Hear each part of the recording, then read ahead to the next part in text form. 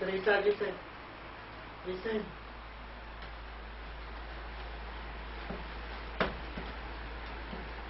Ba't ngayon ka lang? Umaga na. Nalibang eh. Alam mo naman, kasiyahan yun. Pasensya na. Nagluto pa naman ako ng hapunan kagabi.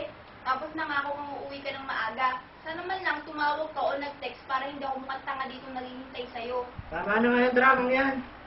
Ba't ikaw pa ang galit? Ipaghain mo na ako, nagugutom ako. Kumain ka mag-isa mo. Puro ka bisyo, puro ka barkada. Matutulog na lang ako. Munyeta ka? Wala kang pakialam sa bisyo ko. Ano ang gusto mo? Ibalik kita sa putikang lugar na yon? Nagkamali ako sa pagsama sa'yo. Akala ko pa naman mabait ka. Ah, ganon. Ang gusto mo, lumayas? Oo, sira ulo ka pala eh. Bakit naman ako magsasaga sa'yo? Subukan mong lumayas. Makikilala mo ang tunay na ako.